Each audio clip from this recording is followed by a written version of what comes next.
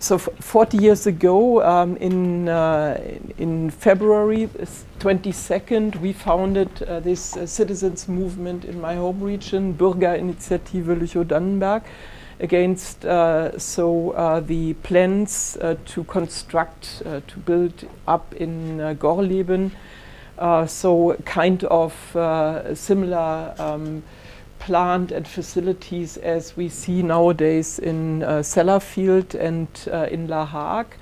Meanwhile, so over 4 decades, the plants have been reduced to only waste management. We have interim storage for high-level nuclear fuel, high-level nuclear fuel. We have interim storage for low-level and medium-level waste. We have prepared, so there has been prepared also a facility to condition nuclear waste, and so we have a mine in the salt dome of Gorleben to make research and to prepare in the same time a final disposal deep underground in Gorleben.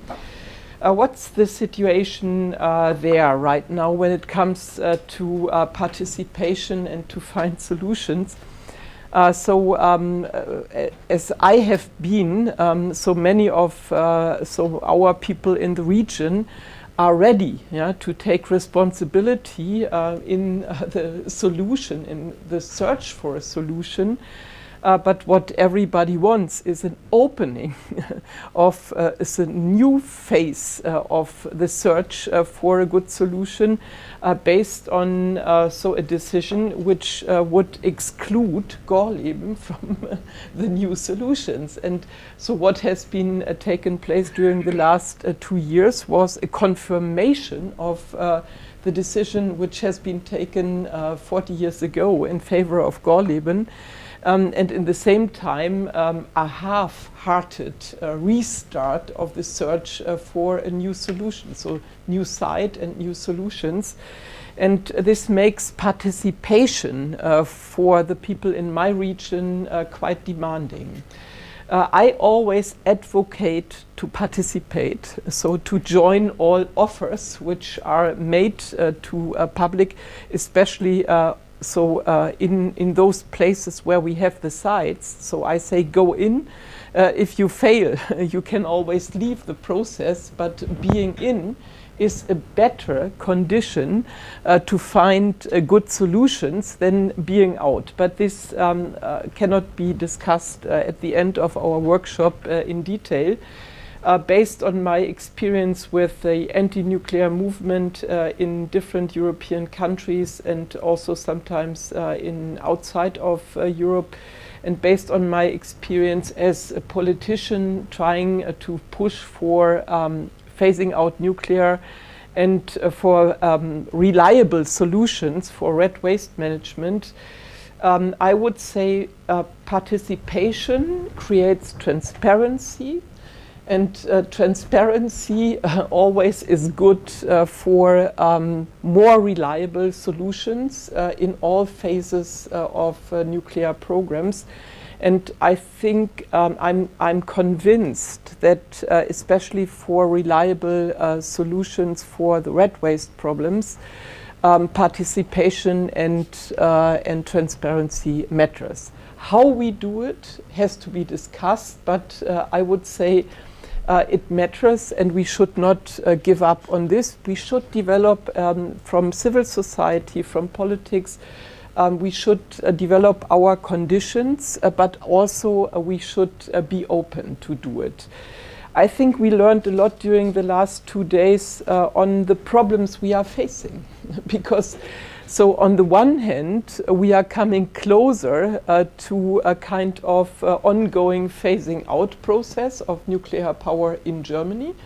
There is not that much new build that we could see it different.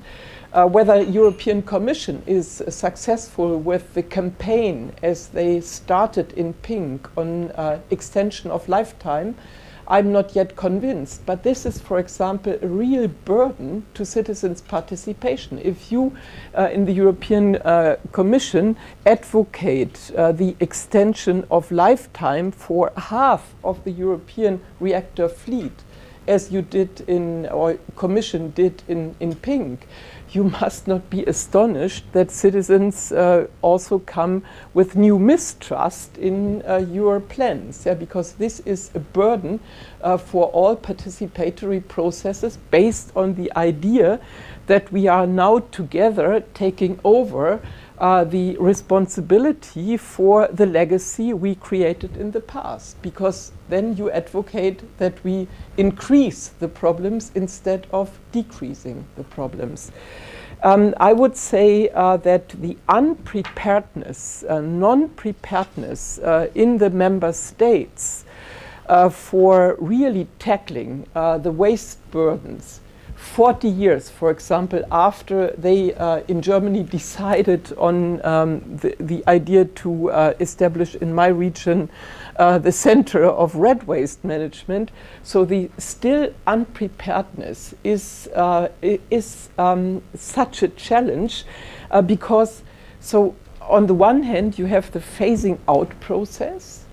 You have a shift in research when it comes to energy away from nuclear technology, much more concentrated on the alternatives. You are losing people who are prepared to deal with nuclear problems. And I think it's a real urgent issue to do focus on nuclear research in red waste, because there are not that many experts around the world dealing with these issues. And what we learned again during these days here is that so probably the solutions of the problems will not take place in our generation, but during the generations to come. So how to bridge now the gap in between the generations of scientists on this is quite a practical question, and should be is asking solutions beyond the question whether citizens are ready to participate in your programs or not. But so that something is breaking away, and it should not break away in the fields of research and science, should be dealt with as a real urgent question. The unpreparedness financially, which we faced also as a problem during the last days, is also an alert signal, but how to deal with it. On the one hand, it's really very risky for good solutions, because not having money for good solutions means that bad solutions might come, so everybody knows that it's not good to go for bad and short-sighted solutions if there is no money prepared and companies have not set enough money aside. So these bad and weak solutions might be on the table whether we like it or not. Therefore, for example, I always supported the idea on polluter pays principle, but facing that polluters will not be able to pay for good solutions, even in civil society. We have to deal with what does this mean for us. So shall we insist on polluter pays? France is insolvent, or EDF is insolvent. Probably the state of France might also face financial problems much faster admitted than we think. UK has a big problem.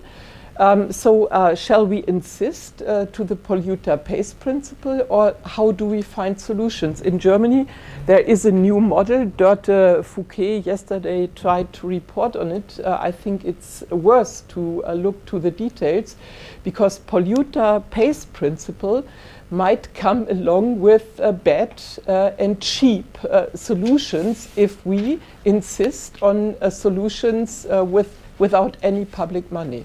So this is one of the issues we have to deal with.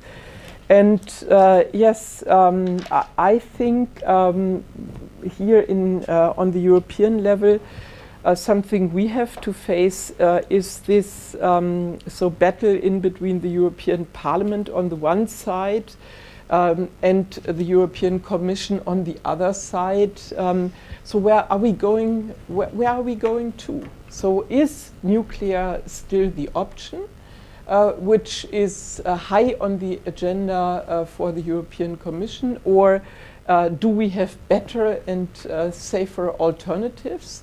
Are we dealing with the nuclear waste as the legacy from the past? And is this the starting point of our discussions? I think I'm very much in favor of the second the second idea I have mentioned. So I would be really interested in figuring it out before I say what we are going to do. Is deep geological solution the only offer which we can make?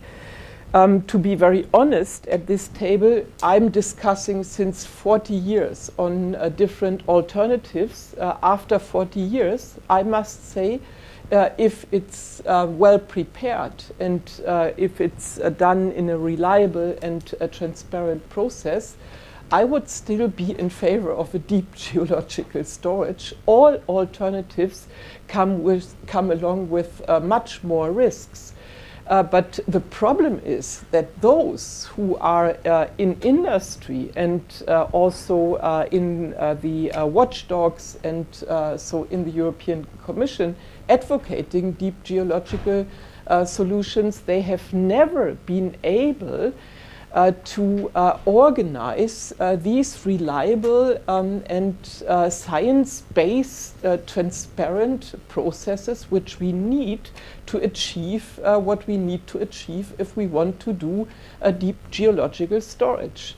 And participation in theory of civil society, so this is what we discuss. In the end, you must convince the citizens which live close to the sites. And so I'm convinced that so in Bühr it will not be that different from Gorleben 40 years ago. I'm convinced that so the Germans, if they now go out to define new sites for research for deep geological solutions, all sites will face major protests. And because everybody knows this, Gorleben is, for example, still in the game in Germany. They did not give up this site they have because they know if they are opening the processes on all the new places, the protest might even be more powerful than it has been over the decades in Gorleben. And so therefore, the real question is, so what is the fundament of dealing with the legacies of the past, and how will we be able all together to present a real new open and transparent process? And it's not our generation which will have the solution. Therefore, the other question for me, the crucial question, is how are we going to bridge the gap in science and in politics from the one generation to the next, because nothing what I can see is done so far for this. Even so, for example, the movement in Germany right now is preparing this idea or is preparing on this idea that we have to pass our knowledge from the one generation to the next, because the solutions will be not with us, but with the next generation. Yes, thank you, and also thank you for inviting me to the meeting of the last 2 days.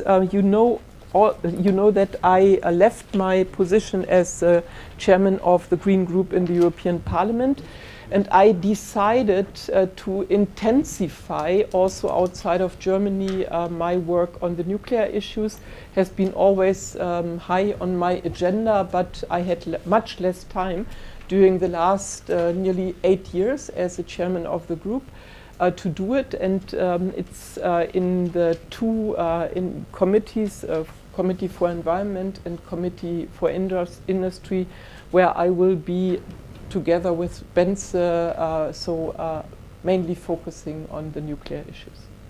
That sounds promising. Yes. Thank you. Thank you. Thank you very much, everybody, for coming here.